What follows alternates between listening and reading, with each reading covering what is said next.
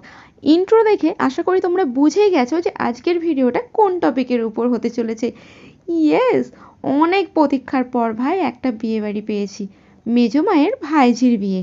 দেরি না করে ঝটপট চলে এসেছি বিয়ে বাড়ি, তবে কিন্তু সেটার জন্য অনেক ভোগান্তি পোহাতে হয়েছে। সে যা ভোগান্তি হয়েছে সেটা আলাদা ব্যাপার, ওটাকে এক সাইডে রেখে চলো এখন বিয়ে বাড়িতে এন্ট্রি নেওয়া যাক। বিয়ে বাড়িতে ঢোকার আগেই তোমরা দেখতে পেলে কতগুলো হলুদ হলুদ প্রজাপতি, সেই শব্দ ফুরুত করে উড়ে গেল।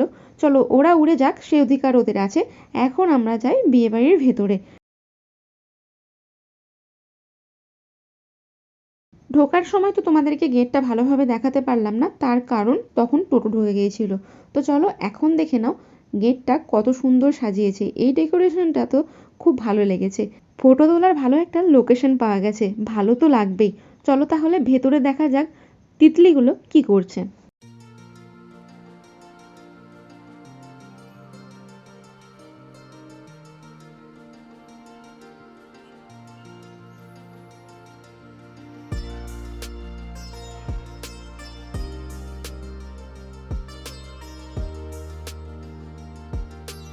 সব প্রজাপতি তো এক জায়গায় বসে গল্প গুজব করছে, এখানে আলাদা করে ফোন নিয়ে কি করছে?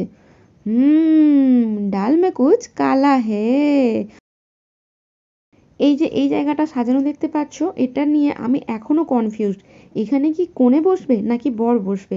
যাই হোক, কিছুক্ষণের মধ্যেই ঝটপট করে রেডি হয়ে চলে এলাম গায়ে হলুদের জন্য। আর এখনকার দিনের বিয়ে বাড়ি গায়ে হলুদ মানেই কিন্তু হলুদের ছোঁয়া থাকবেই। সবাই এদিকে হলুদ শাড়ি পরেছে, তবে আমি কিন্তু একটু ব্যতিক্রম। আমি আর শাড়িটারি পরলাম না, পরেছিলাম একটা গাউন। আর যেটা লুক তোমাদের সঙ্গে আগেই শেয়ার করে নিয়েছি।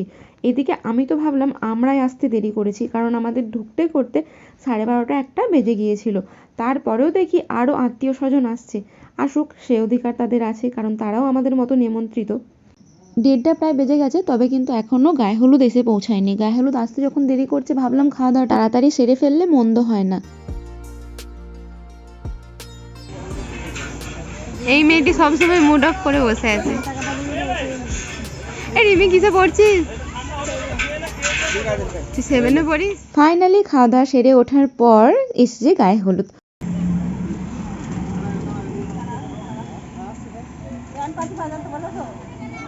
ডাকতে গেছে ব্যান্ডকে।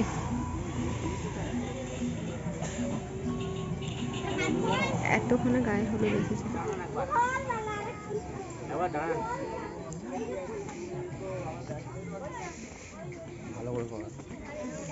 কি বলছিস?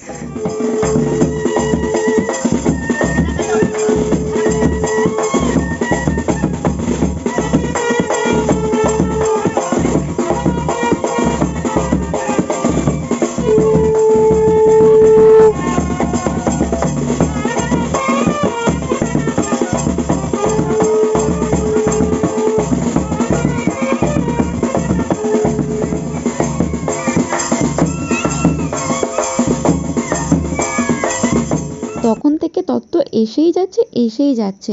এত তত্ত্ব পাঠিয়েছে, গোটা স্টেজটা ভর্তি হয়ে গেছে।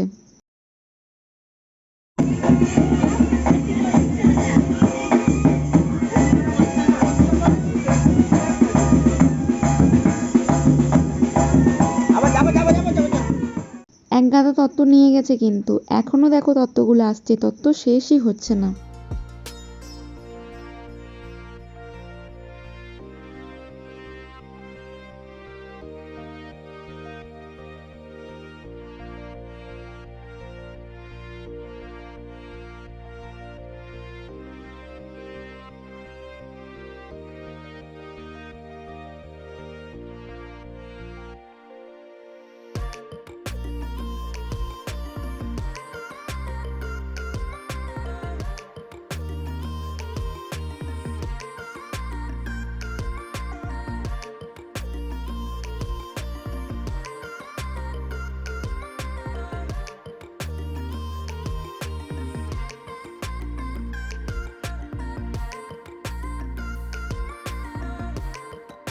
এই তো আজকের মূল আকর্ষণ, বিয়ের কোণে চলে এসেছে। এবার ফটো সেশন শুরু হবে।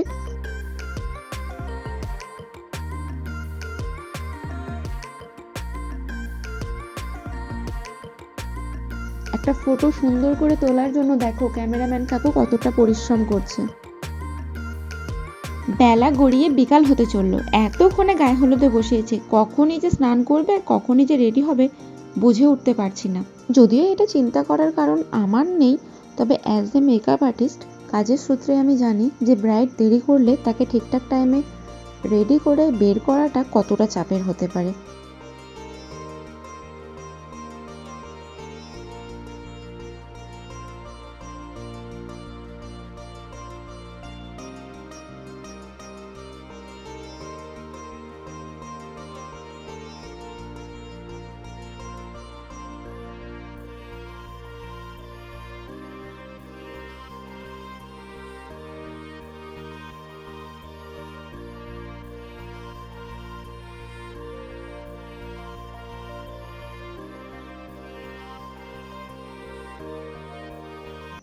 কনের আবার এক গুচ্ছ বোনের দল আছে, এই যে শুরু হয়েছে বোনেদের নাচ, কখন থামবে সেটা বলা মুশকিল।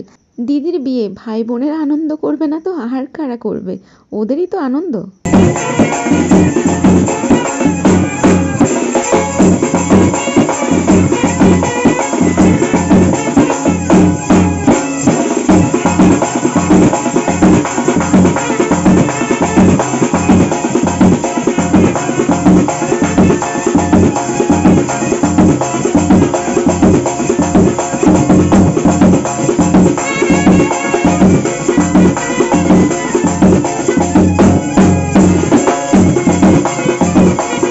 এই তো এতক্ষণে কনেকে নিয়ে বেরিয়েছে স্নান করানোর জন্য, তবে তার আগে ঠাকুরতলায় প্রণাম করতে যেতে হবে, তারপরে যাবে স্নান করাতে।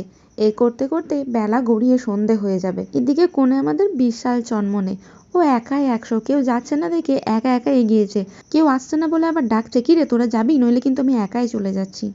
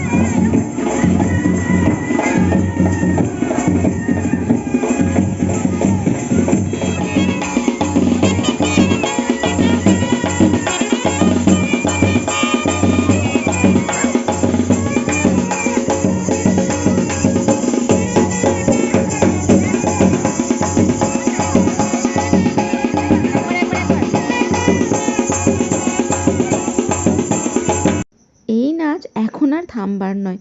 তাহলে ভিডিওটা আর বাড়াচ্ছি না, দেখা হবে নেক্সট পার্টে। কারণ এই তো সবে গায়ে হলুদ গেল, এরপর বিয়ে আছে, তারপর প্রীতিভোজ আছে, সেই সব কিছু পার্ট একে একে নিয়ে আসবো তোমাদের সঙ্গে। এখন আসছি, টাটা।